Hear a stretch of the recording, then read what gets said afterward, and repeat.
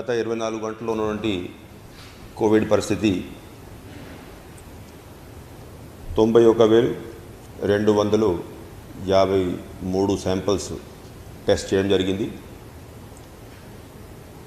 21,320 మంది పాజిటివ్గా ఉన్నట్టు నిర్ధారించారు. Overall positivity rate 23.36.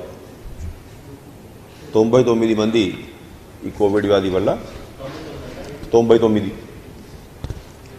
మృతి చెందారు.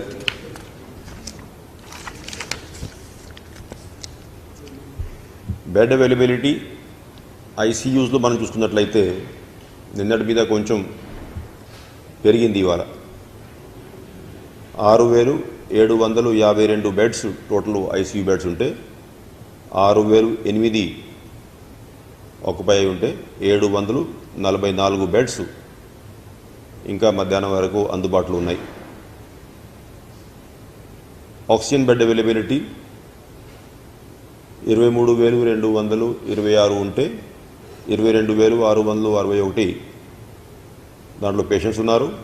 565 బెడ్స్ ఖాళీగా ఉన్నాయి. వితౌట్ ఆక్సిజన్ బెడ్ సంఖ్య మనం చూసుకుంటే 17,018 టోటల్ బెడ్స్, దాంట్లో 10,424 మంది ట్రీట్మెంట్ తీసుకుంటున్నారు. 6,594 బెడ్స్ ఖాళీగా ఉన్నాయి.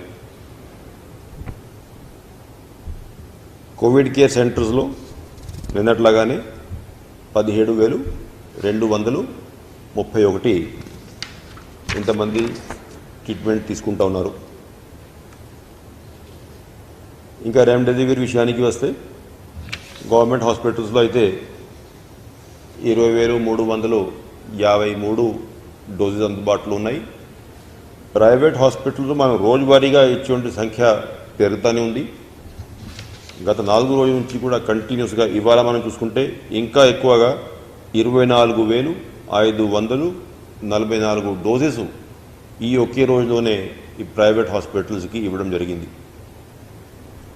అసలు మనకి టోటల్ హాస్పిటల్లో ఉన్నటువంటి పేషెంట్ సంఖ్యతో మనం పోల్చుకుంటే చాలా ఎక్కువ డోసెస్ మనం ఈ ప్రైవేట్ హాస్పిటల్స్కి అదేవిధంగా గవర్నమెంట్ హాస్పిటల్స్కి ఇస్తూ ఉన్నాం. దానివల్ల ఈ ప్రైవేట్ హాస్పిటల్స్లో ఏదైతే రెమ్డెసివిర్ కన్జంప్షన్ ఉందో దాన్ని స్ట్రిక్ట్గా మానిటర్ చేసే విధంగా యాక్షన్ తీసుకోవాలని చెప్పేసి అధికారులకి అందరికీ మళ్ళీ ఆదేశాలు జారీ చేశాం.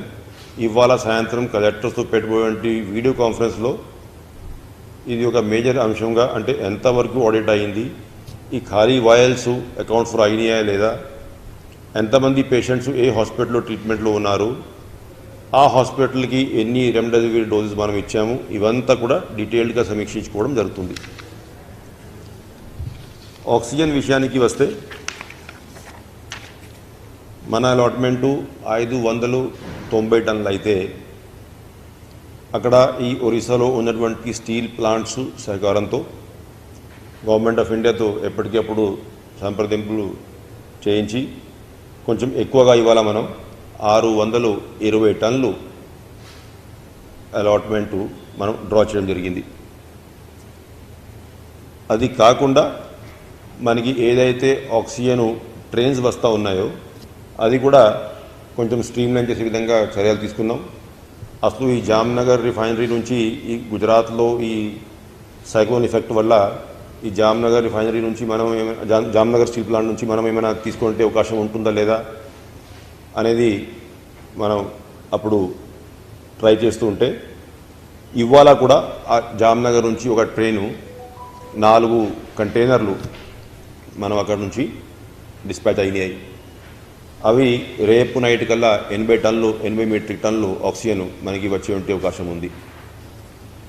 అదేవిధంగా రూర్కెలా నుంచి 2 కంటైనర్లు ఇవాళ, 4 కంటైనర్లు రేపు, అంటే 40 టన్నులు ఇవాళ, 80 టన్నులు రేపు వచ్చే అవకాశం ఉంది.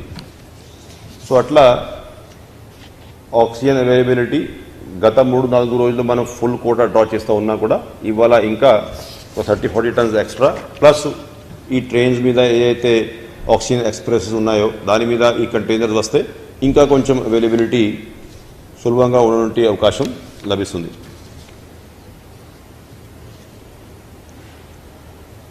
సో ఈ కోవిడ్ కాల్ సెంటర్ విషయానికి వస్తే 12,629 కాల్స్, దాంట్లో ముఖ్యంగా 5,286 కాల్స్ ఇన్ఫర్మేషన్ కోసం, 2,747 కాల్స్ హాస్పిటల్ అడ్మిషన్ కోసం. అయితే గత ఒక వారం నుంచి మనం చూసుకున్నట్లయితే అంతకుముందు మనకి హాస్పిటల్ అడ్మిషన్ కోసం దాదాపు 3,800, 3,500 అట్లా కాల్స్ వచ్చేవి. ఇప్పుడు 2,600, 2,700 అట్లా కాల్స్ అడ్మిషన్ కోసం వస్తున్నాయి. అదేవిధంగా టెస్ట్ రిజల్ట్స్ కోసం కూడా 1,617 కాల్స్ ఇవాళ వచ్చినాయి.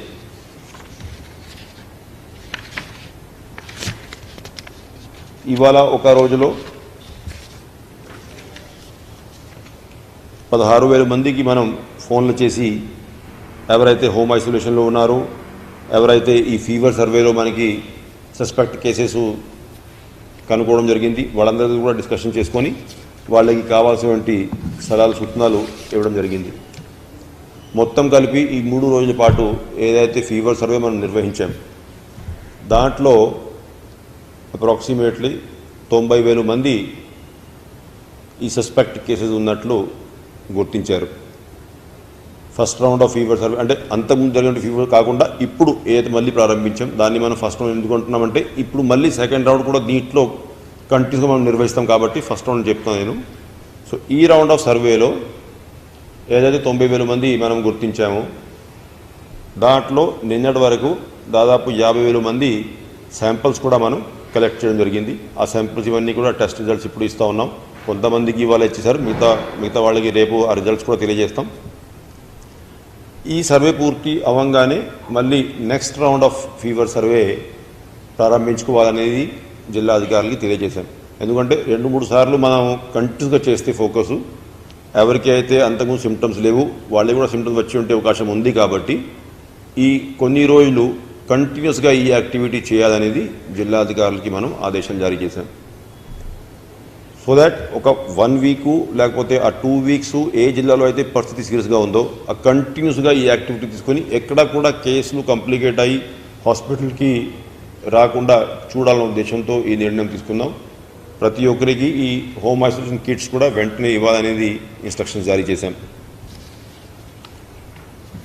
అయితే ఈ మధ్యలో ఈ కొన్ని సోషల్ మీడియా మాధ్యాల్లో ఇప్పుడు మనం చూస్తున్నాం ఇష్టం వచ్చినట్లు కేసుల గురించి ఫిగర్స్ ఇవ్వడము, డెత్ కేసెస్ ఫిగర్స్ ఇవ్వడము, ఇవన్నీ మామూలు అలవాటులాగా అయిపోయింది. మధ్యాహ్నం ఒకటి సోషల్ మీడియాలో చూశాను, అంటే ఆక్సిజన్ అందగా మరణించినటువంటి క్యాండిడేట్స్లో ఆంధ్ర రాష్ట్రానికి భారతదేశంలో 2వ స్థానం అట.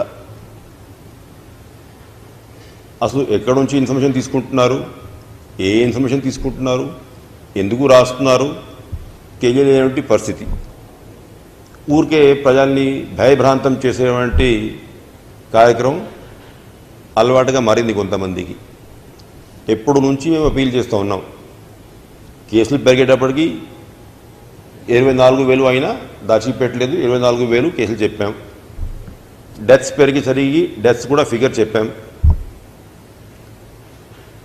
ఆక్సిజన్ సప్లై లేట్ అయింది, ఒకరోజు తిరుపతిలో కొంతమంది చనిపోయారు, అప్పుడు కూడా ఎక్కడ కూడా దాచి ప్రయత్నం చేయలేదు. ఆక్సిజన్ సప్లై లేట్ అయింది, తమిళనాడు నుంచి రావడం కూడా స్పష్టంగా తెలియజేసి ఫిగర్స్ ఇచ్చాం. ఈ లేనిపోని ఫిగర్స్ ఎక్కడి నుంచి వస్తున్నో తెలియదు, ఎవరు ఊహిస్తున్నో తెలియదు.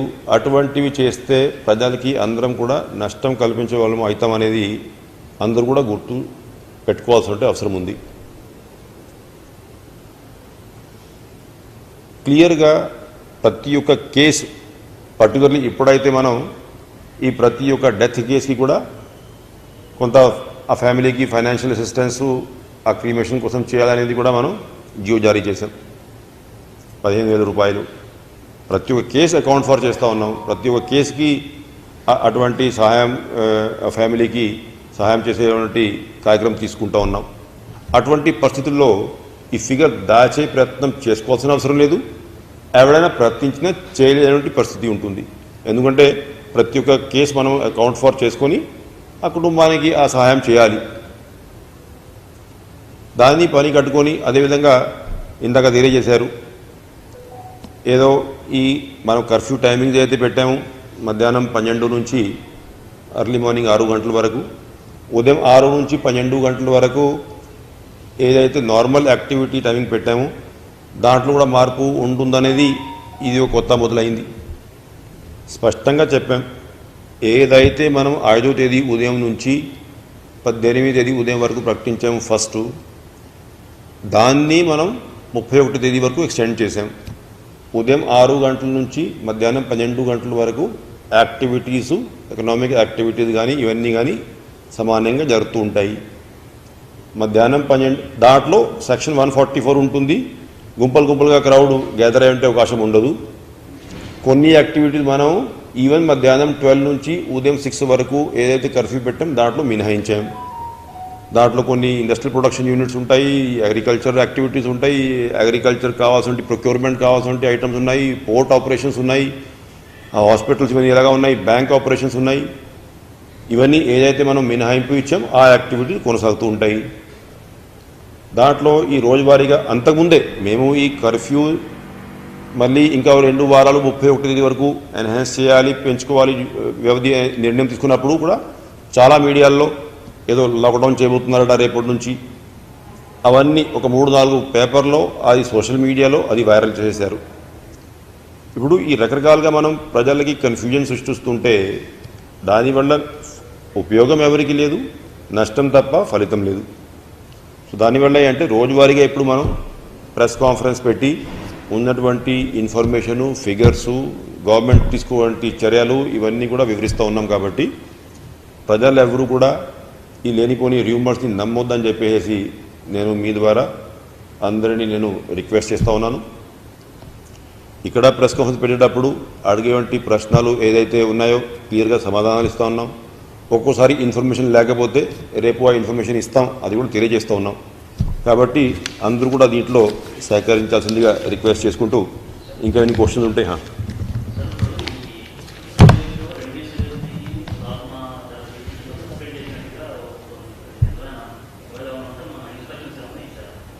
రెమ్డెసివిర్ని ప్లాస్మా థెరపీ మీద మన ఉన్నటువంటి జియో ఇప్పుడు మీరు చూస్తే అంతకుముందు లాస్ట్ ఇయర్ మనం ఫస్ట్ ప్లాస్మా థెరపీ ప్రమోట్ చేసేటప్పుడు మనం 2 రకాల జియో ఇచ్చాం. డెత్ కేసులో 15,000 రూపాయలు ఆ కుటుంబానికి సహాయం ఇస్తూ క్రిమేషన్ కోసము, 5,000 రూపాయలు అప్పుడు ప్లాస్మా డోనర్కి కూడా అదే జియోలో అప్పుడు మనం కమ్యూనికేట్ చేశాం. ఇప్పుడు మీరు మా జియో చూస్తే ఎక్కడైతే మేము మొన్న ఈ డెత్ కోసము 15,000 రూపాయలు శాంక్షన్ ఇచ్చాం, దాంట్లో ప్లాస్మా థెరపీ అనేది లేనే లేదు. మేము ముందే పెట్టలేదు దాన్ని, అర్థమైంది కదా. సో ఇది క్లియర్గా ఉంది. సరే, గవర్నమెంట్ ఆఫ్ ఇండియా సైంటిఫిక్ ఒపీనియన్ని బట్టి టైం టు టైం గైడెన్స్ ఇస్తూ ఉంటుంది. బట్ మనం ఇప్పుడు ఏం చేస్తామంటే మన ఏదైతే రాష్ట్రంలో టెక్నికల్ కమిటీ ఉందో ఈ ట్రీట్మెంట్ ప్రోటోకాల్స్ మన టెక్నికల్ కమిటీ ఫైనల్ చేస్తూ ఉంటుందో ఆ ట్రీట్మెంట్ ప్రోటోకాల్ని బట్టి మనం ముందుకు వెళ్తూ ఉన్నాం. కాబట్టి మన కమిటీలో ట్రీట్మెంట్ ప్రోటోకాల్లో వాళ్ళు ఫైనల్ చేసేటప్పుడు ఏదైతే రివైజ్ ప్రోటోకాల్ మనం జిల్లా అధికారులకి అందరికీ కమ్యూనికేట్ చేశామో దాంట్లో మనం ఎక్కడ కూడా ప్లాస్మా థెరపీ కొనసాగించాలి, కంటిన్యూ చేయాలి, ఎంకరేజ్ చేయాలి, ఉపయోగించుకోవాలి అనేది మనం ఆ ట్రీట్మెంట్ థెరపీలో రికమెండ్ మనం చేయలేదు. రెమ్డెసివిర్ ఇస్తూ ఉన్నాం కదా మనం. Remdesivir supplies continue, it is being use. దానికి ఏదైతే గైడ్లైన్స్ ఉన్నాయో ఎప్పుడు ఉపయోగించుకోవాలి, ఏ విధంగా చేసుకోవాలి, అది డాక్టర్స్ దాన్ని పాటించాలి. అంటే ఎక్సెస్ యూసేజ్ ఉండొద్దు. అనవసరంగా ప్రతి ఒక్కరు భయపడి ప్రతి ఒక్కరు కోవిడ్ కేసు పాజిటివ్ రాగానే అందరికీ రెమ్డెసివిర్ కావాలంటే ఇప్పుడు మీరు చూశారు నిన్న మొన్నటి నుంచి government of India campaign launch చేసింది.